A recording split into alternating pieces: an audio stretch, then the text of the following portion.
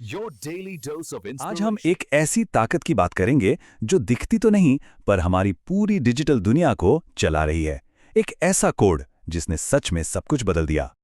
जरा सोचिए, आपका फोन, आपकी फेवरेट वेबसाइट्स, अरे मंगल ग्रह पर जो हेलीकॉप्टर उड़ रहा है, इन सब में क्या एक चीज कॉमन है?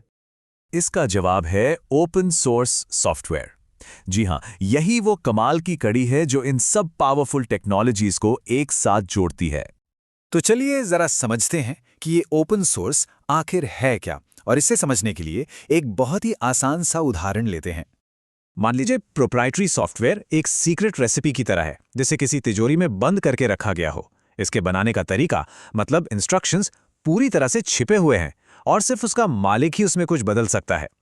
अब दूसरी तरफ है ओपन सोर्स सॉफ्टवेयर। ये एक तरह की कम्युनिटी कुकबुक है, मतलब रेसिपीज सबके लिए खुली हैं। कोई भी उसे पढ़ सकता है, यूज कर सकता है, और मजे की बात तो यह है कि उसे और बेहतर भी बना सकता है। और जब हम रेसिपी की बात कर रहे हैं ना, तो असल में हम बात कर रहे हैं सोर्स कोड की। ये वो इंस्ट्रक्शंस होते हैं जो प्रोग्रामर्स लिखते हैं किसी सॉफ्टवेयर को बनाने के लिए। ओपन सोर्स में यही रेसिपी या कहने की सोर्स कोड सबके लिए खुला रहता है। लेकिन ओपन का मतलब ये बिल्कुल नहीं है कि यहाँ कोई नियम कानून नहीं है। ऐसा नहीं है कि जो मन में आए वो करो। असल में ये एक पूरा सिस्टम है जो कुछ खास लाइसेंस और उसूलों पर चलता है। और इन उसूलों की नींव हैं ये 4 जरूरी आज़ादियां। पहली, सॉफ्टवेयर को किसी भी काम के लिए इस्तेमाल करने की आज़ादी। दूसरी, इसके सोर्स कोड को देखने और समझने की आज़ादी कि भाई ये काम कैसे करता है। तीसरी, इसकी कॉपीज दूसरों के साथ शेयर करने की आज़ादी। और चौथी, जो कि बहुत ज़रूरी है, सॉफ्टवेयर में सुधार करके उन बदलावों को भी सबके साथ बांटने की आज़ादी। यही वो नियम हैं जो इसे इतना पावरफुल बनाते हैं। तो सवाल उठता है कि भाई इसे बनाता कौन है? तो इसका जवाब है पूरी दुनिया में फैली एक कम्युनिटी। और ये मत सोचिएगा कि ये सिर्फ कुछ शौकिया लोग हैं जो अपने फुर्सत के पलों में ही काम करते हैं। अब ये जो आंकड़े हैं, ये वाकई में चौंकाने वाले हैं। लिनक्स कर्नेल, जो कि एक बहुत बड़ा प्रोजेक्ट है, उसमें काम करने वाले 80% डेवलपर्स को कंपनियां सपोर्ट करती हैं। सिर्फ 20% लोग ही वॉलंटियर या शौकिया होते हैं। तो ये जो एक सोच है ना कि ओपन सोर्स बस एक हॉबी है, ये आंकड़े उसे पूरी तरह से गलत साबित करते हैं। और देखिए कितनी मजेदार बात है। 1991 में जिसने लाइनेक्स बनाया, यानी लाइनस टॉरवाल्ड्स, उन्होंने खुद कहा था, मैं एक फ्री ऑपरेटिंग सिस्टम बना रहा हूं, बस एक शौक है, कुछ बड़ा या प्रोफेशनल नहीं बनेगा।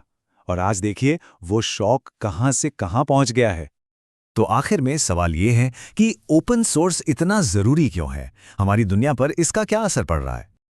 अगर हम यूजर्स की बात करें तो हमें मिलती है कम कीमत, ज़्यादा चॉइस और कंट्रोल, जैसे हम एंड्रॉयड या फायरफॉक्स को मुफ्त में इस्तेमाल कर पाते हैं। डेवलपर्स के लिए तो ये सीखने और मिलकर काम करने का एक ज़बरदस्त प्लेटफॉर्म है। उन्हें हर चीज़ स्क्रैच से नहीं बनानी पड़ती। और बिजनेस के लिए, उनके लिए ये तेज़ी, सिक्योरिटी और इनोवेशन का रास्ता खोलता है।